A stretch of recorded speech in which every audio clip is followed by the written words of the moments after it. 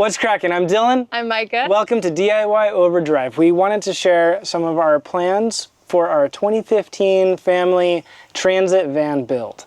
We have loved having a van this size and being able to just throw some bikes in here and head to the park with the kids. It's been really fun, but this thing needs some help, and our goal is to make it a way more capable vehicle that we can actually use for camping and getting on the road for long durations.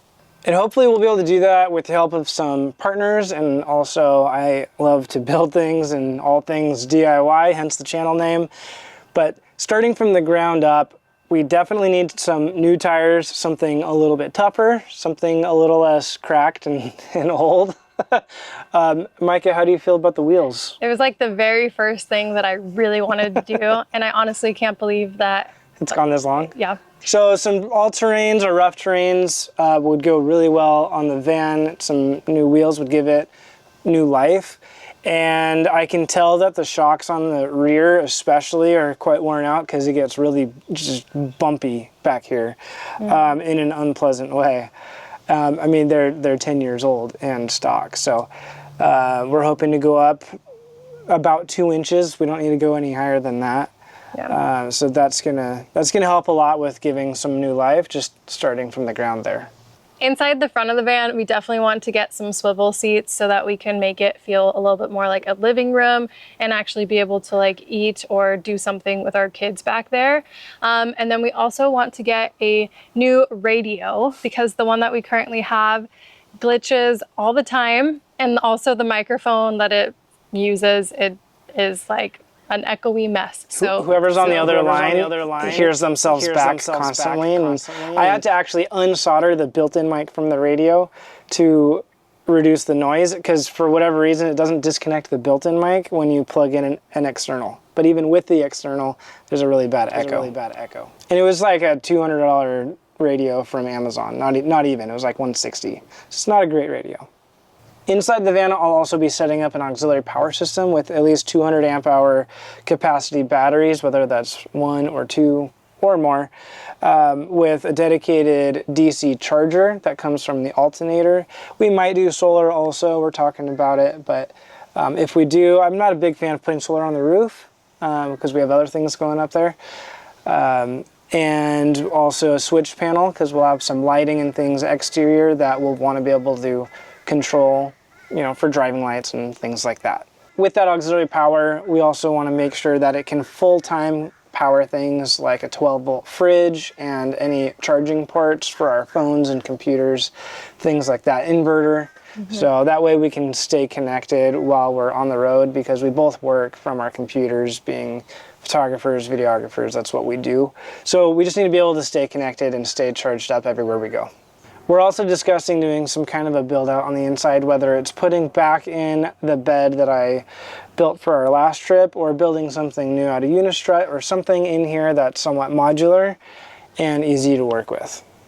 All right, moving on up. So the roof, I've always envisioned we would have a nice roof rack.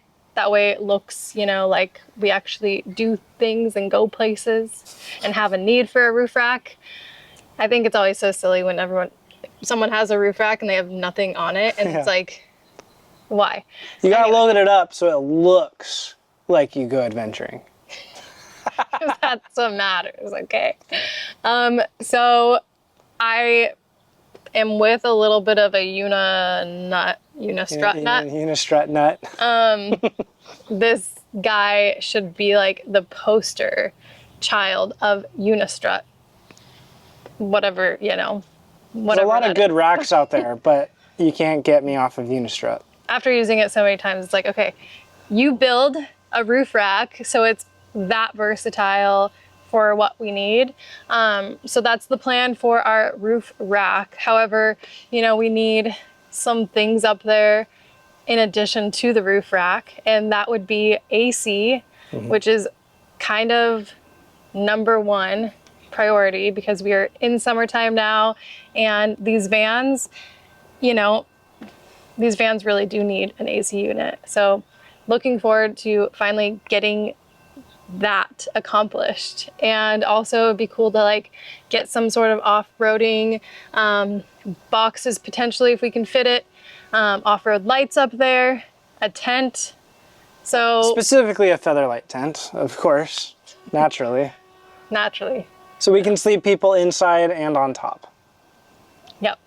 So even though this van is a like large roof, I feel like it would get filled up pretty quickly with just those things. So we're just gonna go with, you know, simplicity in this beginning phase of this build. But all of that alone just sounds like we would be looking good. We'd be looking like we do things, but we would like be actually capable of doing the Hitting thing. the road for a while, yeah. Yeah, I mean, you gotta have a rack to be able to have a tent, and you gotta have an AC unit to be basically doing anything Anything inside in the camping summer. in these vans. So Yep. we're not inexperienced in the camping world, but we do have a van that makes us look like we are. It's our first van. Yeah. Because we got it, and the next day I broke my ankle, and I was out of commission for 6 months, so Yeah. things we're- happen. We're ready to hit the road. Almost there. Our kids are ready. We're ready. Our van is not ready. Definitely need some improvements and some new additions, and then we will be looking good. And it'll be something worthy to actually share about and post about and all of that. And you just know, enjoy. that's kind of what it's all about. So with that, I'm Dylan.